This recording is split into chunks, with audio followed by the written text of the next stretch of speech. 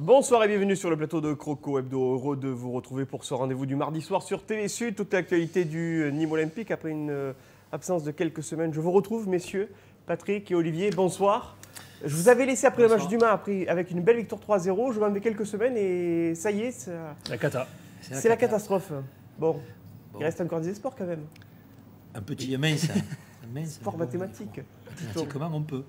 Bon allez, on va revenir plus sérieusement sur les aspects de cette 32e journée et ce match nul, Cancelo Costière, un but partout face au Dijon Football Côte d'Or avec notre invité de ce soir. Après la semaine dernière, les deux joueurs invisibles, on est heureux d'accueillir un joueur professionnel, un vrai, Emmanuel Corrèze. Bonsoir. Bonsoir. Merci d'avoir accepté notre invitation. On va revenir là aussi sur ce match de Dijon et puis aussi revenir sur votre actualité. Vous avez disputé un match samedi dernier dans le cadre de la 21e journée du championnat de France de CFA2 avec la réserve professionnelle du Nîmes Olympique. La bonne nouvelle, c'est la victoire 4-1. La mauvaise nouvelle, c'est votre sortie à la 40e minute. Ouais, une bonne nouvelle, c'est qu'on a gagné. On est sur la bonne route pour le maintien. C'est pas fait, mais bon, on va s'accrocher. Et ouais, après, pour moi, mauvaise nouvelle, c'est personnel. Parce que, bon, encore une fois, je me suis blessé. Voilà, je pense que j'ai fini saison, même si je n'avais pas trop commencé. Je pense que j'ai fini saison. Déchirure au niveau du quadriceps. Ouais. Victoire 4-1 face à Lormont, une équipe girondine qui était en lutte pour le maintien des réalisations de Depré, qui vous a remplacé d'ailleurs, 4 minutes après votre sortie qui a marqué le premier but. Baldé à la 81e, Thibault à la 88e et Sisson à la 94e. Finalement, ça s'est fait dans les dernières minutes lorsque l'équipe adverse s'est découverte. Finalement, Nîmes a pu étaler son jeu du fait des nombreux joueurs professionnels qui sont venus renforcer la réserve. Ouais, on a marqué juste avant la mi-temps qui nous a fait du bien. C'était un match difficile, serré. On a pris un rouge aussi, vous ne l'avez pas dit, on a pris un rouge. Donc en deuxième mi-temps, c'était plus difficile. On a pas mal défendu. Et à la fin, on a marqué 2-3 buts en contre-attaque. Ça nous a fait du bien. Et voilà, on a gagné, mais bon, le plus important, c'était de gagner. Et comme je vous dis, il reste encore, je pense, 2 victoires à obtenir pour avoir le maintien. Il est primordial que la réserve se maintienne en CFA2, ça il ne faut pas l'oublier, parce que quand on a une équipe en Ligue 2, et je crois que les professionnels, malgré la blessure de Corrèze, je crois qu'ils ont apporté énormément à l'équipe. Sur les 2 derniers matchs, ça fait 2 victoires. Le match avant, c'était Nourri qui avait marqué les buts. Je crois que ça dénote un état d'esprit remarquable des joueurs qui redescendent pour sauver cette équipe, parce que ce championnat est de plus en plus compliqué, parce que ce sont presque tous d'anciens professionnels qui jouent dans ces équipes-là. Et comme le disait Emmanuel, c'est très difficile. C'est le premier but qui fait la différence par la suite, parce que toutes les équipes viennent défendre, surtout contre Nîmes Olympique. On va revenir sur toute l'actualité du Nîmes Olympique, sur le match disputé contre Dijon. Mais avant cela, on va revenir à nos classiques. La photo mystère de la semaine. Regardez qui nous vous proposons cette semaine. Soyez très attentifs. Je vois déjà Patrick qui est en train d'avoir un petit sourire, car il se peut que vous ayez croisé ce joueur sur un terrain, Patrick. Alors, on a fait esprit aussi de choisir des couleurs de clubs qui ne sont pas celles du Nîmes Olympique, mais ce joueur a bien porté le maillot du Nîmes Olympique, je vous rassure. Faut savoir. Voilà. Emmanuel, réponse. Non, peut-être. Ouais, je pense il a aussi. peut-être une idée. Il a une petite idée. Une réponse en fin d'émission, vous allez voir. Ah, il y a Olivier des surprises, mais Olivier n'aime pas vraiment pas cette rubrique de la photo c'est pas mystère. son truc, ça. Allez, on va essayer de travailler le côté physionomique d'Olivier Martinez. Avant cela, on va revenir sur la soirée du vendredi 12 avril au Costière avec l'échauffement de l'équipe visiteuse, le DJFO, le Dijon Football Côte d'Or. L'équipe coachée par Olivier Dallaglio qui revenait, une équipe qu'il avait emportée au match aller face au Nîmes Olympique, qui présentait la particularité d'avoir le même nombre de points au classement que les footballeurs Croco. On voit ici les téméraires, les supporters bourguignons qui avaient fait le déplacement en terre gardoise. On va jeter un coup d'œil sur le 11 de départ aligné par le coach Olivier Dallaglio, avec quelques joueurs qui, Patrick, avaient fait du mal aux Nîmois lors du match aller. On pense notamment au buteur Julio Tavares. Oui, il y a Tavares, il y a Berenguer qui nous a fait une forte impression. Et puis derrière, Varro, c'était du solide. J'ai trouvé une superbe équipe qui a très très bien joué au football. Et je crois qu'Olivier Dallaglio a trouvé les ingrédients qui font qu'il a une belle équipe. C'est vrai qu'ils sont descendus et il a fait quand même un gros ménage, puisqu'il n'y a pas 1 ou 2 anciens, il y a beaucoup de jeunes qui jouent. Je crois que même si on a été dominé énormément en première mi-temps, parce que par le jeu collectif de cette équipe qui mérite largement son classement. On va voir l'échauffement du Nîmes Olympique avec un focus sur, bien évidemment dans les buts, la titularisation d'Haïdar Al-Shaïbani du fait de la suspension de Cyril Merville suite à son expulsion la semaine précédente face à Arles-Avignon. Ici, la préparation du groupe. Emmanuel, après avoir été présent contre Arles, vous n'avez pas été convoqué par Victor Zvenka dans le groupe des 16. Comment s'était passée votre semaine de travail? Bon, ça va, c'était bien passé. Hein. Je me suis entraîné toute la semaine. Après, on a un groupe de 23 joueurs, donc l'entraîneur fait ses choix. Des fois, surtout moi qui reviens de blessure, des fois je suis dans le groupe. Après, je ne me retrouve pas dans le groupe, c'est pas un problème. De toute façon, il me manque. Moi, ce qui me manque, c'est du temps de jeu, de jouer. Donc, c'était pas. Je vais pas dire que c'était pas une surprise, mais bon, c'est comme ça fait partie d'un effectif d'une année. L'effectif et le 11 de départ aligné par Victor Zvenka, peu de surprises. Le retour, on l'a vu en pointe de Nouri. Ogunbi qui reprend la place par rapport à Mathieu Robaille, donc Nicolas Bénézé glissant dans le couloir gauche. De milieu défensif, Pierre Boubi, Mohamed Ben Yahya. Pour le reste, la défense, c'est du grand classique. Il avait mis à droite, Bénézé. Exceptionnellement, il avait mis à droite. Mais c'est vrai qu'ils ont tendance à beaucoup... D'ailleurs, il marque à droite. Passer d'un couloir à l'autre entre Morita Laola, Ogunbi et Nicolas Bénézé. On va justement revenir sur cette rencontre avec le résumé de cette partie du match nul du Nîmes Olympique face à Dijon, un but partout.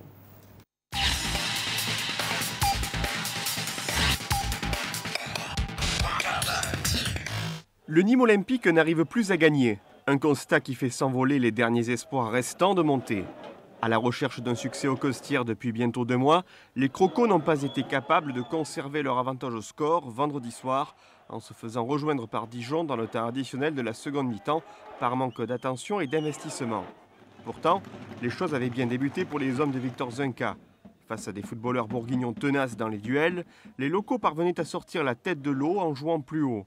Au quart d'heure de jeu, Pierre Boubi a adressé un coup franc impeccable, repoussé par Baptiste René, se signalant encore une fois 17 minutes plus tard.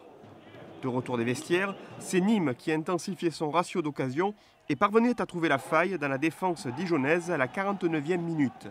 Nicolas Bénézé inscrivant son 9e but de la saison sur un service en or de Morita Laola Ogunbi. Une ouverture du score qui allait faire réagir le coach Olivier Dalloglio qui, en faisant rentrer Brice Jovial aux côtés du duo de buteurs Tavares-Gerber, affichait ses intentions offensives. Jusqu'à l'ultime minute du temps réglementaire, les Dijonnais créaient le danger dans la surface nîmoise, notamment par l'intermédiaire de Florin Berenguer. On a fait du spectacle, on a essayé de faire le maximum. Je sais où sont les lacunes de l'équipe actuellement donc dans la finition. On est allé chercher ce point qui peut-être ne servira à rien, mais moi je suis quand même porté assez sur le jeu. À force de pousser, les visiteurs allaient trouver l'égalisation, profitant d'une erreur de marquage qui voyait le défenseur et capitaine Cédric Varro inscrire un but précieux mais inutile pour 2 équipes condamnées au succès. Le haut niveau, ça demande de l'exigence jusqu'à la 93e. On n'a pas le droit de faire ce qu'on a fait ce soir. On n'a pas le droit. Ça peut être X, Y, Z, on n'a pas le droit. Tu mènes 1-0, tu as la chance encore de pouvoir être dans une bonne situation au classement. Et tu dois te mettre chiffon pendant 92, 93. Et je pense que ce soir, c'est le manque de respect, de consignes, de vouloir défendre à mort, même si on ne fait pas un grand match. Mais c'est ce genre de match qu'il faut gagner 1-0 et point à la ligne. Une victoire que les Nîmois devront aller chercher samedi après-midi à Lens. Les adversaires directs des Crocos continuant également de leur côté un surplace susceptible d'alimenter bien des regrets.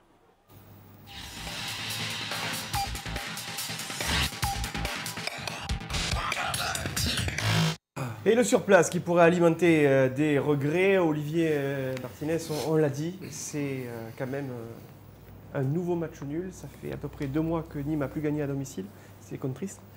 Et il reste encore une chance mathématique, c'est ce qui est le plus rageant. Ouais, surtout quand on connaît les ambitions du club, on savait qu'il était important de gagner à domicile. Malheureusement, les dernières rencontres, ça n'a pas été le cas. Là, on a la chance de mener 1-0 en jouant pas forcément très bien, en étant même souvent dominé. Voilà, manque de chance, égalisation encore, je ne sais pas, c'est compliqué, mais ça fait râler parce que devant, on est encore dans la course, puisque devant, ça ne gagne pas non plus. Donc, beaucoup de regrets, quoi. On va revenir sur un petit clin d'œil avec le coup d'envoi donné de ce match, avec le clin d'œil au profit de l'association Les Voiles de l'Espoir, qui propose des activités de loisirs et de vacances aux enfants atteints de leucémie. Et c'était l'association qui était bien présenté vendredi soir lors du coup d'envoi Les Voiles de l'Espoir 2013. Donc vous pouvez retrouver les actions sur le net. On va revenir le retour sur... de Gaël aussi. Pardon. Gaël en tant que speaker aussi, exceptionnellement, puisque Guillaume était grippé. Donc ça fait plaisir aussi de voir l'ancien speaker de Nîmes, pour ceux qui connaissent les Costières, qui était parmi nous donc vendredi. Et qui a réveillé les travées du stade des bien Costières, chauffé d'un point de vue sonore, en effet. Allez, le premier focus sur la première mi-temps et cette domination, Patrick, à laquelle vous faisiez référence de la part de Dijon. On a senti dans l'impact sur les duels que Dijon était, il n'y a guère de temps encore en Ligue 1, et était venu au Costières pour faire un coup. Oui, effectivement, ils nous ont quand même dominés au milieu du terrain. Là, hein. Ils ont bien écarté, ils ont joué sur toute la largeur du terrain. Et chaque fois, on était à contresens du jeu. On est arrivé en retard et ça a été miracle qu'on se sorte de ce traquenard. Mais je crois que c'était comme le match précédent hein, contre... c'était le Havre. On a été aussi dominé comme ça. Et c'est vrai que je crois que là, on manque un petit peu de métier au milieu du terrain. Et c'est vrai que des joueurs comme Baldé, Corrèze, qui ont beaucoup de métiers, sans leurs blessures, auraient peut-être apporté un plus à cette équipe-là. Mais bon, il faut faire avec.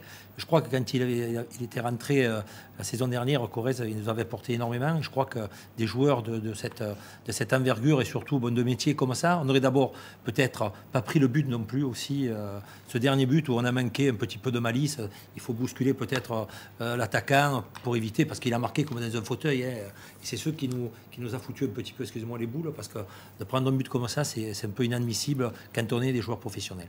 Lorsqu'on voit le côté rugueux des contacts, et on a même vu le capitaine Benoît Poulain être obligé vraiment de batailler avec son vis-à-vis, Emmanuel, quel est le regard qu'on porte sur la force collective de cette équipe dijonnaise?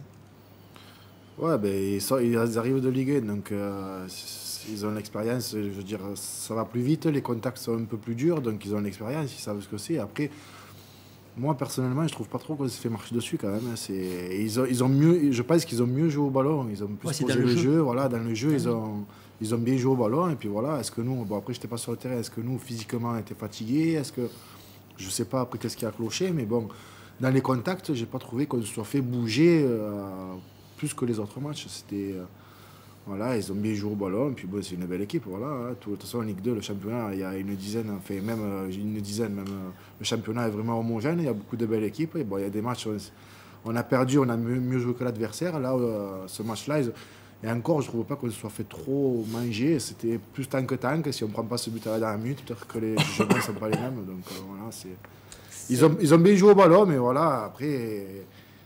Ils n'ont pas eu un milliard d'occasions aussi. Hein. Ils ont eu beaucoup de situations. Nous aussi, on a des situations. On a peut-être un penalty sur Riyad, que si nous ça fait 2-0, c'est pas pareil. Hein. Donc voilà, c'est sur des faits de jeu. Mais voilà. On parlait de contact, c'est vrai qu'en début de partie, il y a eu quelques accrochages entre Moussa Sidibé aussi et un joueur dijonnais. En défense, il fallait que chacun détermine que Moussa, qu'on aime charme, beaucoup, Moussa a souffert quand même en début de match. Il a souffert énormément et il a été obligé de faire des fautes. Quand on est défenseur, des moments, hein, il faut mettre le pied pour ne pas se laisser dominer outrageusement. Mais à noter aussi l'énorme match de Poulain-Bosch et Fanchon. Poulain qui a encore gagné ses duels face à Tavares, parce qu'on sait que c'est un attaquant très, très difficile à jouer. Et Poulain, pour l'instant, il a très peu perdu de duels. Et Bosch a été remarquable aussi, il faut le noter, parce qu'on parle souvent de Poulain, mais sur ce match-là, j'ai trouvé Aurélien très très bon.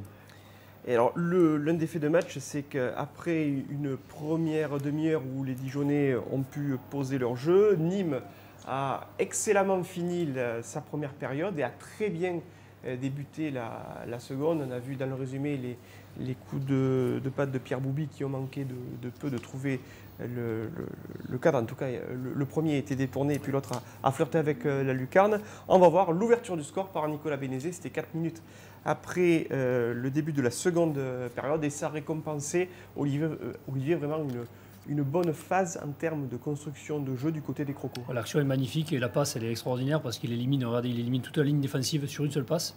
Il faut réussir à la trouver celle-ci. Jusqu'à le joueur monte, il a fait entre deux. Après le geste de Nico Bénézé, il est parfait, rien à dire. C'est un joli piqué. C'est extraordinaire. Enfin, techniquement, c'est très bien réalisé. Après, il faut quand même dire qu'au nombre d'occasions, les Nîmois, je pense, sont largement devant. Parce que c'est vrai que Dijon n'a pas eu énormément d'occasions.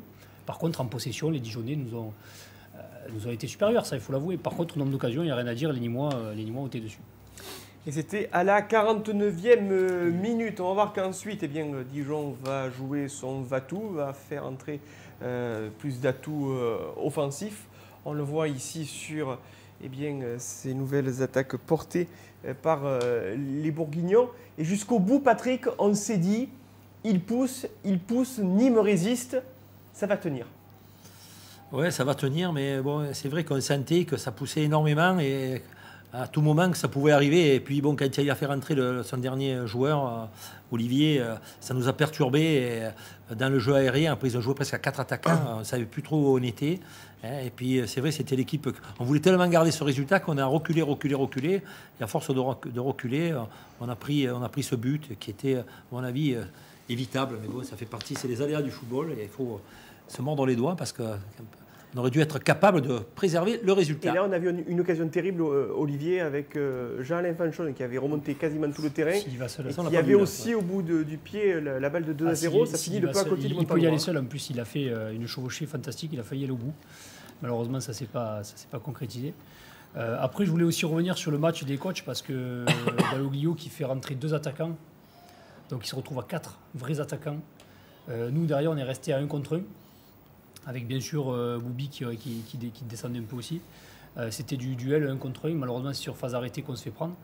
Et Zunka qui n'a pas reculé. Il a gardé de la pression offensive en laissant en faisant rentrer Thibaut poste pour poste en attaquant de pointe. Donc c'était ça s'est joué aussi tactiquement. Bravo à Dalloglio parce qu'il a réussi son coup. Mais généralement, quand on multiplie le nombre d'attaquants, c'est pas forcément comme ça qu'on égalise. Bon, ils ont balancé, ça a souri. Je crois qu'il a mis une masse athlétique aussi. Après, le problème, ça a été là. C'est là où on a été dominé. Sur le but, on le voit. Il a mangé la soupe à tout le monde. L'égalisation, selon vous, Emmanuel, elle est entre guillemets logique pour les Dijonnais? Mais non, c'est pas plus logique que ça, parce que je vous dis, pour moi, ils avaient comme on a parlé, ils avaient le pied sur le ballon, mais bon, ils n'ont pas eu tant d'occasions que ça. Après qu'ils poussent, c'est normal, ils sont menés 1-0, il faut qu'ils reviennent au score, c'est normal qu'ils envoient des ballons devant, mais ils marquent sur un coup de pied arrêté, donc pour moi, c'est pas une occasion de but. Nous, on a eu des coups de pied arrêtés aussi, c'est pas pour autant qu'on dit qu'on a eu des occasions. Voilà, on a eu plus d'occasions, nous, sur l'accélération de Jaff, et je vous dis sur le penalty aussi, que sur Riyad, qu'à mon avis, il y a penalty aussi. Que sinon, non, elle est méritée. Pour eux, peut-être qu'elle sera méritée. Pour nous, non, elle n'est pas méritée. C'est du côté où on est. Et on voit ici le but égalisateur du capitaine Cédric Varro avec une faute sur laquelle on l'entendra tout à l'heure en seconde partie d'émission. Le coach Victor Zwenka s'interrogeait de savoir si vraiment il y avait coup franc. On va observer justement une courte pause dans cette émission Croco Hebdo. Un petit verre d'eau, messieurs, ou un petit café. Et puis on va se retrouver pour la seconde partie avec notre invité Emmanuel Corrèze. À tout de suite.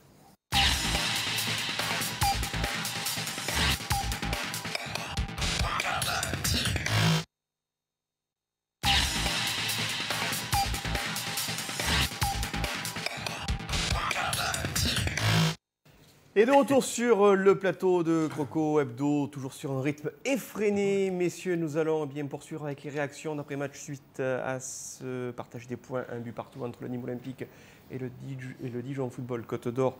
Avec vous, messieurs, Olivier Martinez, Patrick Champ et notre invité Emmanuel Corrèze. La première réaction, c'est celle de quelqu'un, Patrick, que vous connaissez bien, puisqu'il est passé par le centre de formation du Nîmes Olympique. Il a été, je crois, coach de la réserve. Ouais, moi j'avais la réserve, puis après il a pris la réserve, le centre. On était avec, il y avait Michel Bénézé, Thierry Lorenzo, lui et moi-même. Donc on a fait pendant 4 ans, on a fait une belle équipe au centre de formation. Donc je suis très content pour lui parce qu'il a prouvé qu'il pouvait être un bon coach parce qu'il a toujours été responsable de la formation où il a été. Et puis bon, de la réserve. Et là maintenant, il a une équipe 1 et il a montré tout le talent qu'il avait pour réussir. Olivier Dalloglio à notre micro. C'est vrai qu'on s'est créé des occasions.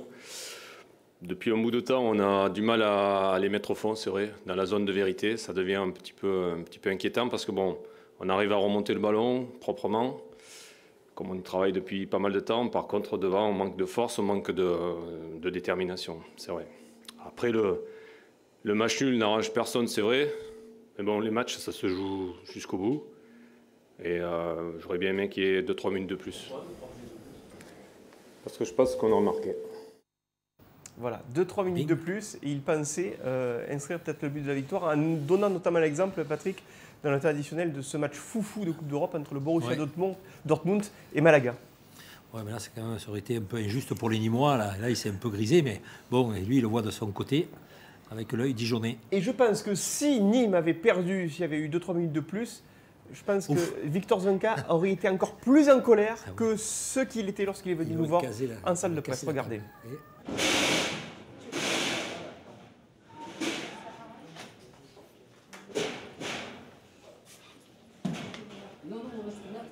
Ça m'énerve, c'est tout. Vous en voulez à vos joueurs ce soir? C'est pas que j'en veux à mes joueurs, c'est pas ça. Je dis que le haut niveau, c'est de l'exigence.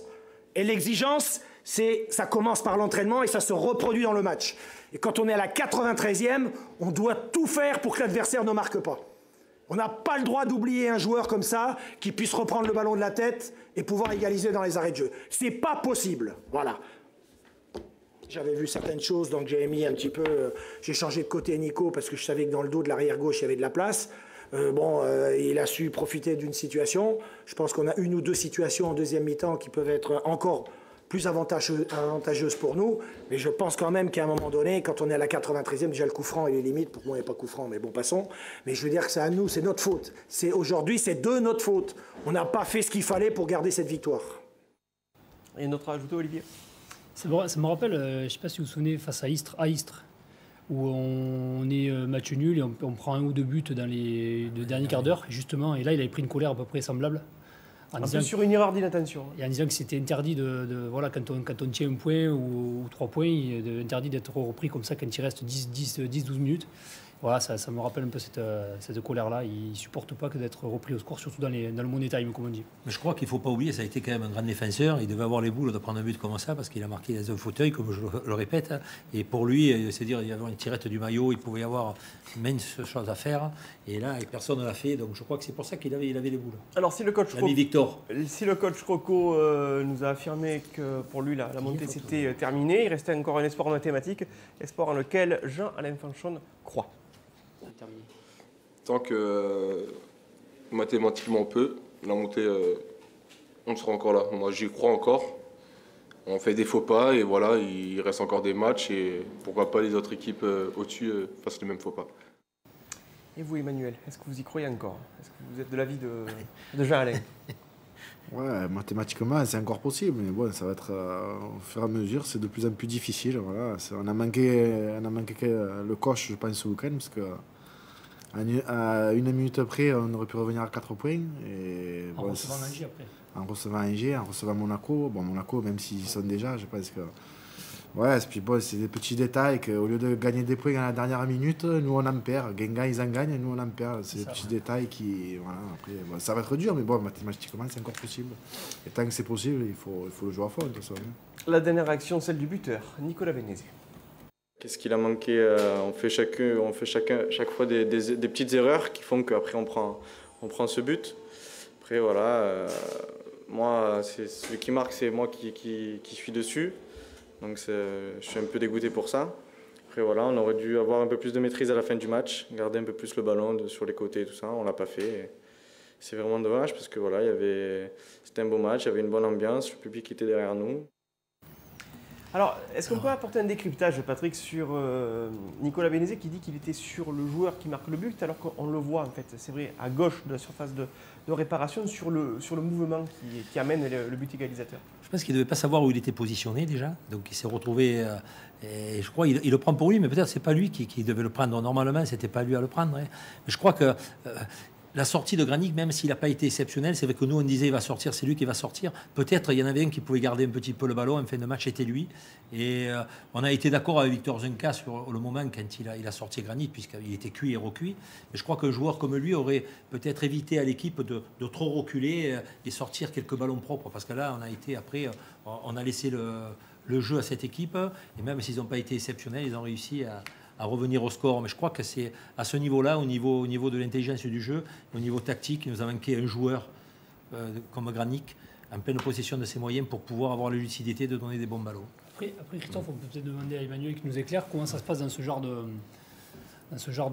coup de pied arrêté. Il me semble qu'en début de rencontre, vous savez exactement quel joueur vous avez à prendre, quel numéro, même s'il y a des remplaçants qui entrent. Je sais à peu près, c'est que chaque joueur a un joueur adverse qui doit prendre pendant tout le match. Mais vu qu'il y a eu beaucoup de changements de part et d'autre, après, il y a des changements. Donc, je ne sais pas. Et qu'est-ce qui se passe si jamais ça. Parce qu'on a l'impression que Romain Thibault a pris celui de Bénézé et que Bénézé, finalement, a pris personne. Alors, est-ce qu'ils se mettent d'accord? Non, normalement, celui qui rentre, par exemple, Romain Thibault qui remplace Granic, normalement, il prend le joueur que là, il a pris celui de Bénézé. Donc, je ne sais pas. Et après, peut-être qu'en fonction des joueurs, vu qu'il y a des grands qui sont rentrés en face, peut-être qu'ils. Je ne sais pas après ce qui s'est passé, mais il peut y avoir des changements, donc ce qui peut provoquer des quiproquos. Mais là, il manque un aboyeur dans l'équipe quand même. Sur ces dernières actions comme ça, il faut qu'il y ait quelqu'un qui bouge tout le monde. Et là, on est gentil. Et on dirait qu'on va à l'église, tranquille. Et là, on ne va pas à l'église. On va pour gagner le match. Et il manque un aboyeur. Et ça se sent dans cette équipe. Benoît Poulain, qui est un excellent joueur, n'est pas un vrai capitaine. Et il nous manque un capitaine le porte-voix du coach sur le terrain. Voilà, tout à fait. Et c'est un petit peu dommage. Allez, les résultats de la 32e journée avec ce match nul du Nîmes Olympique. Le Stade Malherbe de Caen qui partage les points face à Lens. Score 1 partout entre Clermont et Le Havre. La belle victoire d'Arles sur la pelouse de Laval. Victoire d'Istres au Mans. Niort et Angers qui partagent les points 0 partout. Belle victoire de Sedan 4-1 qui fait exploser le Gazélec. Tours l'emporte 2-0 face à l'en avant de Guingamp.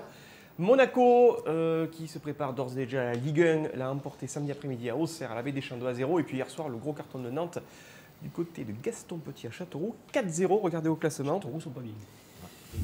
Châteauroux va avoir du mal à cette fin de saison. Monaco et Nantes, on peut le dire, messieurs. Ils y sont. Voilà. Et puis pour le reste, Ajaccio, ils y sont aussi. Chacun est libre de faire ses statistiques et ses différents paris.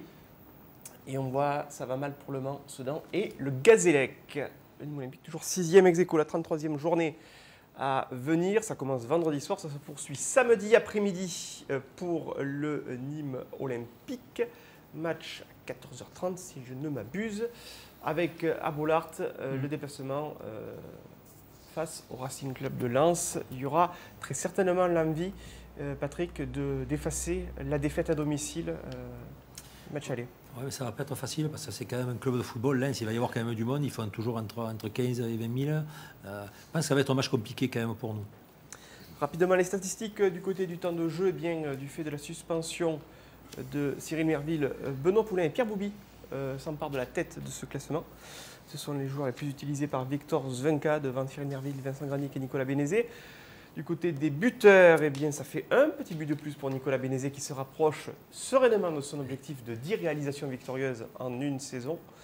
Vincent Granic est toujours premier. Et puis du côté des passeurs, c'est Nicolas Bénézé aussi qui est premier avec 7 passes. Et on a ajouté la passe de Gounbi avant qu'elle soit validée par la LFP. On a pris cette petite liberté. On ne la contestera pas, j'en suis persuadé. Tiens, on parlait de prévisions, de statistiques, on parlait de mathématiques. On s'est amusé à un petit jeu des paris. Imaginez, messieurs, une fin de saison rêvée. On est positif, Nîmes Olympique gagne tous ses matchs. Et puis une fin de saison où on est peut-être un petit peu plus lucide, où on se dit on va avoir des difficultés. Nîmes Olympique ne perd pas, mais Nîmes Olympique fait des matchs nuls. Donc regardez le calendrier à venir du Nîmes Olympique. Match à domicile à gauche, match à l'extérieur à droite. Une petite colonne P+, pour les 3 points de la victoire, P- pour le point du match nul ou les 3 points de la victoire. Et à droite, la configuration du classement a évolué en fonction de 3 points ou d'1 point. Si on est très optimiste, à la fin de la 38e journée, Nîmes Olympique peut figurer avec 67 points s'ils gagnent tous leurs matchs, ce qui permet de rester dans le train, à condition bien évidemment que ceux qui sont devant n'avancent pas trop. Si on est un petit peu moins optimiste, eh bien Nîmes peut finir avec 57 points, c'est-à-dire qu'on donnerait 9 points à venir sur les 6 matchs restants. On a essayé de se mettre dans différentes configurations. Quelle est votre appréciation sur les différentes possibilités, Olivier? Vu comme ça, si tu gagnes tout, je te dis pourquoi pas monter. Mais bon, c'est compliqué parce qu'il y a quand même des adversaires en face. Il y a des adversaires aussi qui jouent en même temps que nous et qui, eux, sont plus proches que nous de la montée et je ne les vois pas lâcher comme ça, quoi. Eux aussi, voilà, comme disait Emmanuel, Guingamp qui gagne les arrêts de jeu, voilà, eux ils ont le petit plus qui fait la diff et nous on a le petit moins qui fait la diff aussi. Donc, ouais, je suis quand même pas hyper optimiste. Emmanuel, on revient sur votre actualité. La semaine précédente, cette rencontre face à Dijon, vous avez fait votre retour dans le groupe des 16 pour jouer contre Arles, votre ancien club. On va voir les images. L'entrée en jeu en fin de match. Vous avez ressenti quoi à ce moment-là, quasiment 1 an et demi après votre terrible blessure survenue en décembre 2011? Ça m'a fait super plaisir, j'étais vraiment heureux. plus heureux de revenir sur le terrain que le fait de jouer contre Arles. Ça faisait tellement longtemps que je n'étais pas rentré sur un terrain, enfin, je veux dire, sans compter les matchs de CFA. Donc j'étais vraiment heureux et voilà. Bon, malheureusement, à la fin, on n'a pas réussi à avoir ce petit plus qui nous aurait permis d'avoir la victoire, parce que je pense que même à 10, on mérite largement de gagner, je pense. C'est ce que disait le coach. Donc, pas une action pied droit. Ouais, en plus, ouais. En plus, ouais. Ça, mais avec un angle fermé peut-être, non? Ça aurait été la cerise sur le gâteau, mais... Mauvais pied. Ouais, mauvais pied, mais bon, je veux tellement... Alors, voilà. Je vois, il y a une défenseur dans les cages, donc je veux forcer ma frappe. Mais bon, il y a mon occasion, il y en a d'autres, mais je pense que sur ce match, comme je disais tout à l'heure, ce petit truc, au lieu d'avoir un point, peut-être en prendre 3 et qui aurait fait la différence, parce que sur ce match, même à 10, je pense qu'on aurait dû gagner ce match. Donc c'est dommage. Mais bon, personnellement, c'est vraiment heureux de revenir sur un terrain. Et premier match au Parc des Sports. Ouais, en tant qu'adversaire. Tiens, on va voir en tant qu'adversaire Emmanuel Corrèze sur la pelouse des Costières. Mais c'était il y a 4 ans et demi lors d'une grande derby de National. Regardez, c'était dans le fameux couloir avec l'AC Arles. C'était au printemps 2008. C'était un national, ça. Oui, c'était un national. Et Nîmes se battait pour la montée en Ligue 2. D'ailleurs, tiens, notre clin d'œil avec, on a vu le logo, tiens, le logo historique de notre club de formation, ça a changé. L'ACA qui fête son centenaire, vous gardez un œil toujours sur le club dans lequel vous avez grandi, pour lequel vous avez fait partie des piliers? Bien sûr, je garde un œil. Je vis là-bas, donc au quotidien, je vois, j'ai des amis qui jouent. Bon, j'ai plus d'amis qui jouent en réserve, en jeune et tout.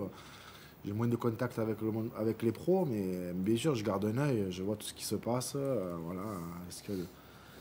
Après, j'ai mon avis, chacun a son avis, mais bon, voilà.